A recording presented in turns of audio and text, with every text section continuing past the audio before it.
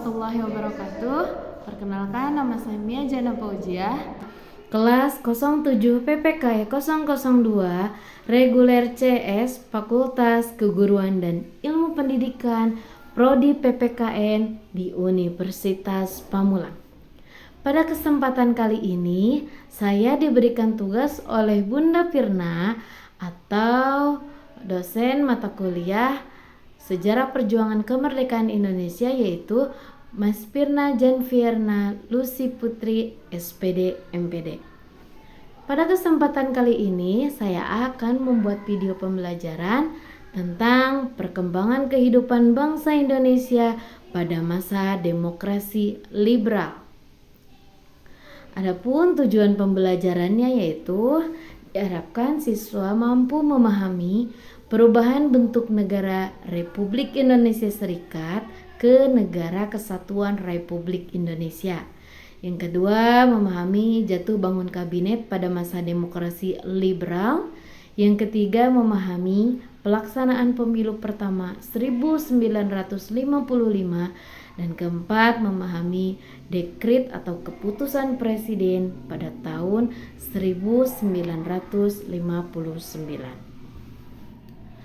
Oke, kita akan bahas ya. Perubahan bentuk negara dari Republik Indonesia ke Negara Kesatuan Republik Indonesia. Negara Serikat atau Negara Republik Indonesia Serikat merupakan bentuk negara yang dibentuk hasil persetujuan pada saat Konferensi Meja Bundar atau KMB pada tanggal 2 November tahun 1949.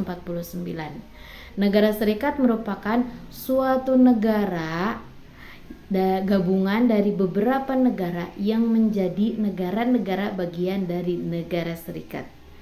Sedangkan negara kesatuan adalah bentuk negara yang merdeka dan berdaulat, di mana keseluruhan negara dikuasai hanya oleh satu pemerintahan pusat saja. Pemerintah pusat juga berwenang mengatur seluruh daerahnya.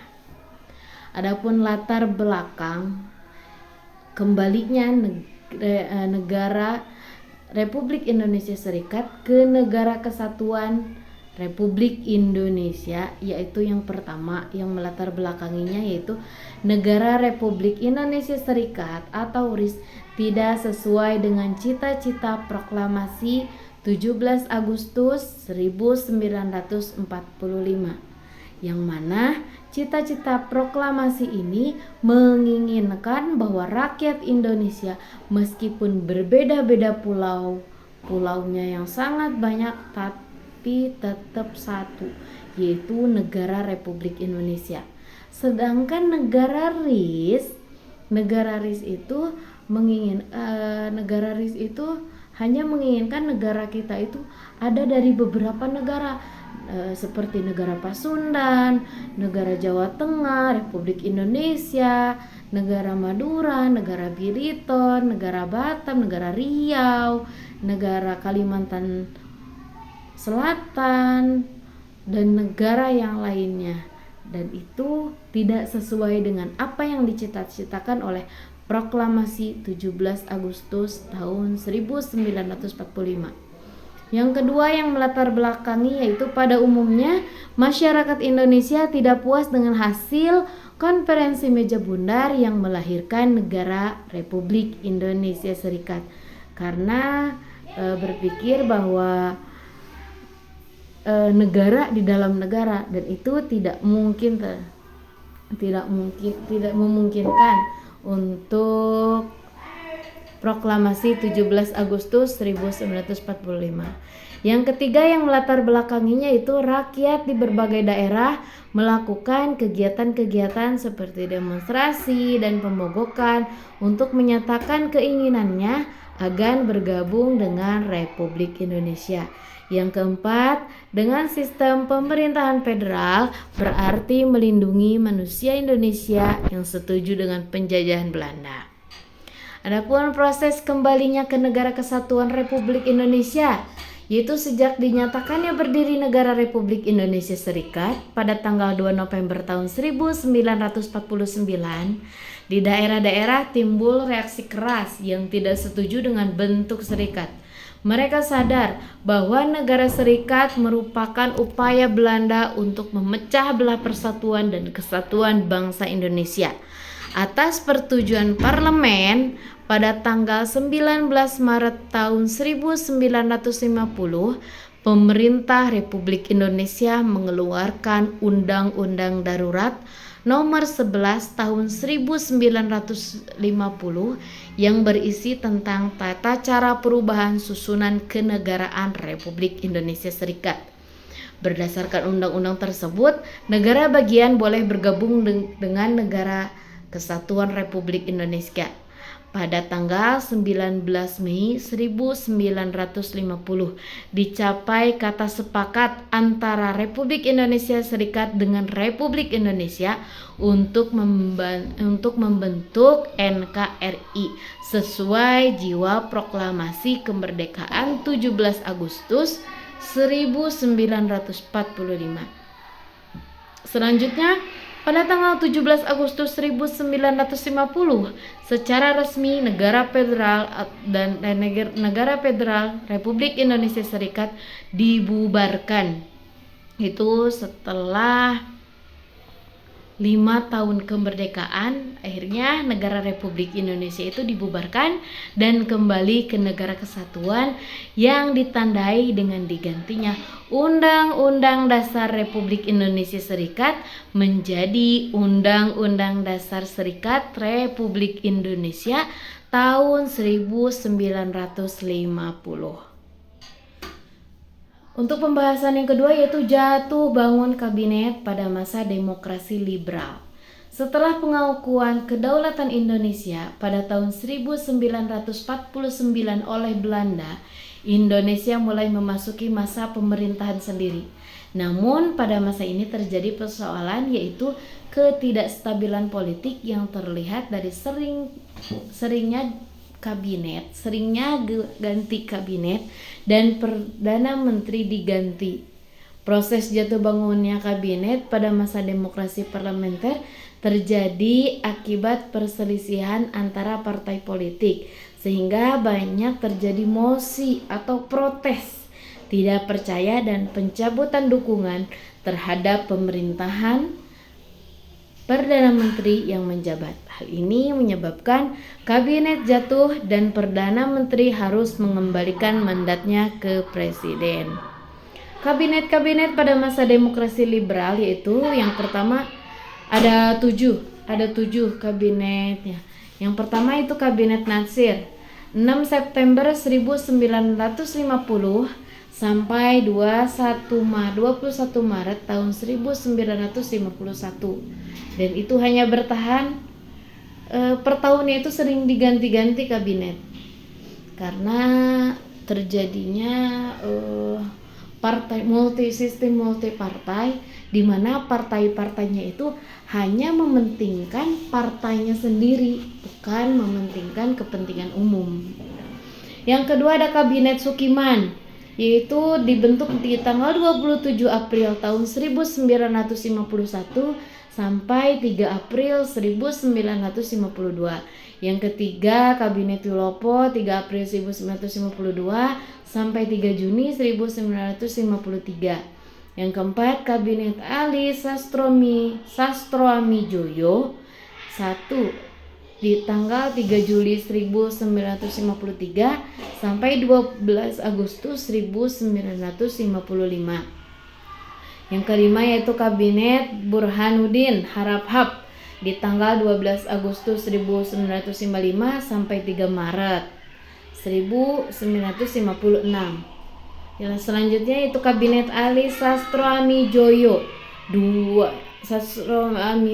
yang kedua yaitu di tanggal 20 Maret 1956 dan 4 Maret 1957. Yang terakhir yaitu Kabinet Juanda 9 April 1957 sampai 5 Juli 1959. Adapun pelaksanaan pemilu pertama 1955. Pemilihan umum yang pertama diselenggarakan yaitu di tahun 1955. yaitu dilaksanakannya dalam 2 tahap. Tahap pertama untuk memilih anggota parlemen yang dilaksanakan pada 29 September 1955 dan tahap kedua untuk memilih anggota Dewan Konstituante, yaitu Badan Pembuat Undang-Undang Dasar, dilaksanakannya pada tanggal 15 Desember tahun 1955.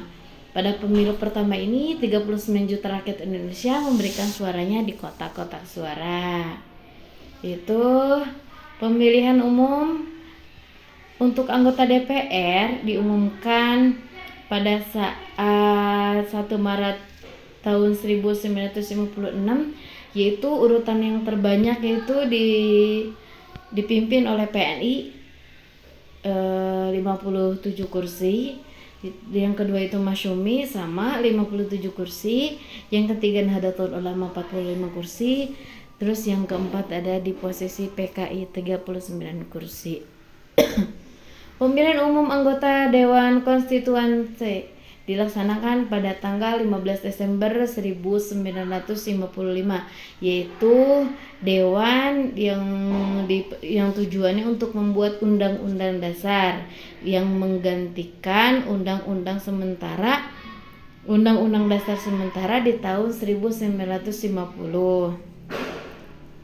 Hal ini sesuai dengan ketepatan yang tercantum dalam pasal 134 Undang-Undang Dasar Sementara 1950 yang berbunyi, Konstituante atau Sidang Pembuatan Undang-Undang Dasar bersama-sama pemerintah selekas-lekasnya menetapkan Undang-Undang Dasar Republik Indonesia yang akan menggantikan Undang-Undang Dasar sementara ini. Pelaksanaan pemilunya itu di tanggal 15 Desember tahun 1955 dan diumumkannya di tanggal 16 Juli 1956. Dan kedudukannya itu sama, di PNI 119 kursi, Masyumi 112 kursi, dan Nahdlatul Ulama 91 kursi, PKI 80 kursi. Adapun yang keempat yaitu dekret presiden. Mana dekret presiden itu yang dilatar belakangi di tanggal 5 Juli tahun 1959 tak biasa dipisahkan dari kegagalan konstituante membentuk sebuah undang-undang dasar baru pengganti undang-undang sementara 1950. Kegagalan tersebut disebabkan karena kurangnya kesepakatan di konstituante yang terbelah mengenai paham kenegaraan yang hendak ditetapkan dalam konstitusi. Gagalnya usaha untuk kembali ke Undang-Undang Dasar 1945 melalui Dewan Konstituante dan rentetan peristiwa politik selama masa demokrasi liberal mencapai klimaksnya pada bulan Juni 1959 mendorong Presiden Soekarno untuk mengumumkan dekret presidennya pada tanggal 5 Juli 1959. Yaitu tujuannya untuk memutuskan, membubarkan konstituante dan mengembalikan Undang-Undang Dasar 1945 dalam kerangka demokrasi terpimpin. Isi pokok dekret presiden tanggal 5 Juli 1959 antara lain adalah 1. Menetapkan pembubaran konstituante.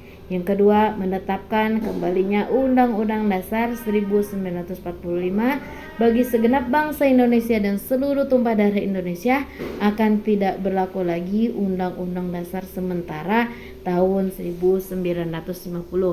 3. Membentuk MPRS yang terdiri atas anggota-anggota DPR ditambah dengan utusan-utusan golongan dari daerah. Terus membuat DPA sementara. Kedua badan yang disebut di atas akan dibentuk dalam waktu yang sesingkat-singkatnya. Baik, itulah pembahasan yang saya berikan. Kurang lebihnya mohon maaf. Sekian, wassalamualaikum warahmatullahi wabarakatuh. Taruh.